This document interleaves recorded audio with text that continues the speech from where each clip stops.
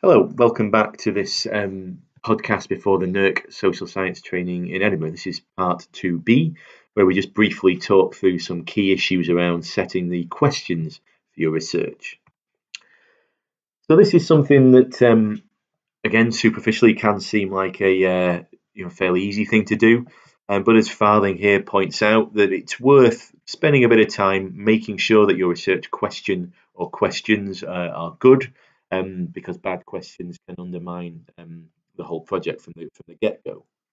So some things to think about at the outset are to reflect on your current approaches to setting research questions. How do you currently go about doing this?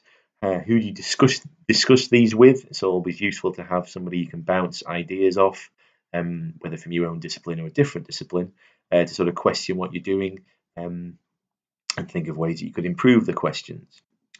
And third one, pretty fundamentally, what are you trying to find out and why? Why is it you want to do this study? Is the question you immediately think of the right one? Or if you spend a bit more time reflecting on it, is there in fact another deeper question which is more important? And fourthly, how practical are your questions, your research aims and your objectives? Are they things you can actually do in a reasonable amount of time within the budget that you think you'll have available?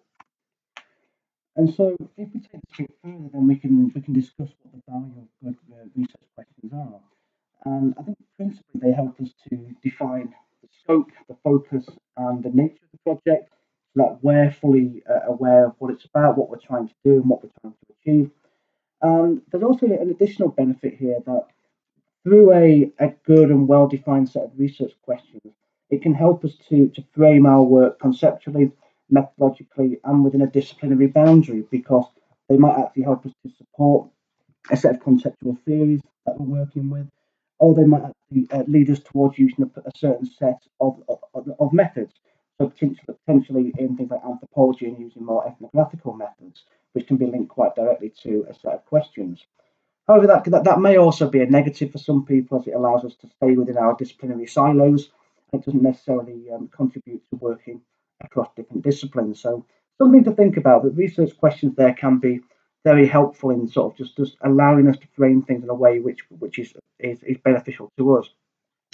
Good questions also give a quite clear direction and focus to your efforts, so you can start to show how your work might have impact, how it might address certain key governmental or Research Council UK agendas, and this can be quite handy in terms of applying for funding from NERC or other funders. And I think one of the sort of fundamentals of good questions is that they can help to define success within a research project. By getting the basics right, normally then the project can run more smoothly. You don't have to rethink what you're supposed to be doing. You don't have to redefine the questions or the framing or the scope of the research over the course of its running. And it can make it a lot easier to actually generate the evidence and the analysis and the outputs that you want. So by taking that time at the start of the project to think about what it is you're trying to do, how you're going to try and do it, and what questions you might be asking, you can probably save yourself quite a lot of time later on in the project's lifespan. So, all that being said, what do good questions look like? What are the characteristics of good research questions? These are five taken from the literature. So the first is that a good research question is clear, unambiguous, and not leading. So it's not leading the research in a too much of a direction. So we obviously, many of us have an expectation of what we're going to find, but we need to have research questions that are at least open to the possibility of finding something different. They show the purpose of your project, which might be to explore something, to describe something, to explain something, to empower a group, whatever it happens to be. There's obviously many different purposes, but a good question will help make that clear. Critically, they're answerable, and that the data you're going to go on to collect can firstly answer the questions, and B, provide new insights into whatever the problem is that you're researching. They're not trivial, so they're not inconsequential. You're not looking at a topic which is of no relevance or interest to anybody else. And then finally, they are presented as a coherent, logical, and interconnected set. So I've certainly been criticised on projects in the past for projects I've tried to get funded at least for having what looks like 2 or 3 projects shoved into one. So good research questions will be well linked. One will perhaps follow on from the previous one. And there's a clear coherence and logic to the set of questions you have.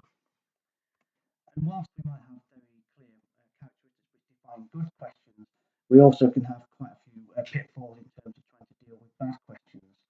And one aspect of this is defining what methods we might be using before we actually define the research questions. So a lot of people, particularly students, will go, I want to use this particular method. Then you ask them why, and they go, oh, it's the one I know. And they haven't really thought about how those methods actually sit with or are appropriate for the questions they're trying to ask. So we need to be careful not to immediately just fall back on the things that we know about, and actually start to think, well, what is the question we're actually going to ask here, and what's the most appropriate method to use? And that could mean moving away from things that you're comfortable with into things which are based in, for ourselves, something like anthropology or sociology, or it might be looking at more quantitative forms of data collection from the natural sciences or from economics. But we really need to be careful not to just rely on what we've used before, because invariably, if we're working in a multidisciplinary team or working across research council, they'll require us to actually look at these different methodologies. And again, just to reiterate John's point that if the question can't be answered, then it does raise a doubt over whether the research is actually important or valid. And again, similar to John, I've had research bids sent back to sort of saying, this is very, very interesting, but it's far too ambitious. It's like you're trying to solve the world's problems about climate change, whereas you need to think about a specific element of it. So being big, being bold, going for the snazzy and the new and the all-encompassing answer can be a very worthy thing to try and do. But when we're trying to actually do a project itself, we need to be maybe more discreet and more focused in terms of what we're actually trying to achieve. And there's no point following on from that to answer the question that's already been answered before, or better in many cases. That a lot of the research we see is complementary to a set of materials which already exist. But there's also a large proportion of the social sciences which doesn't necessarily extend a conceptual or a methodological or an empirical debate. So you could actually question what was the point of the research. And for some people, it will be about these things that they're really interested in. But more widely, you have to think about what's going to be special about what you're doing. And part of doing that is to again think about the scope, the focus, and the depth of the questions, and to sort of go back to what John was saying about clarity, about vagueness, about leading questions. So if a question is far too narrow, then the answer will be so specific it might not have any applicability in a different context. And counter to that, if it's far too broad, we might actually see the fact that it can't be translated or used by anybody else in a different context. We have to be quite careful to find a balance between the narrow and the broad. And again, if something's very, very vague and we're talking about a social phenomenon, but in a way which is unclear, it means that the research won't necessarily have a clear output or a clear set of findings. And finally, if we start to write leading questions, we start to actually undermine our own research because we've already planted the seed of the answer in the participants, even though we might think we're asking a perfectly a valid question. And if we start to do that, then when it goes to peer review, if it's a paper, peer reviewers are very, very hot on leading questions. And we see a lot of papers being rejected simply because the questions are framed incorrectly. So there's quite a lot to think about in terms of how we frame our questions, what sort of the focus is, how long they are, and what we're trying to find out. And on the day, we'll actually spend a lot more time talking about the different methods we might use to try and help us support our research questions. So that's the end of the second section, which talks about how we scope and frame our questions. And the final section will be about ethics.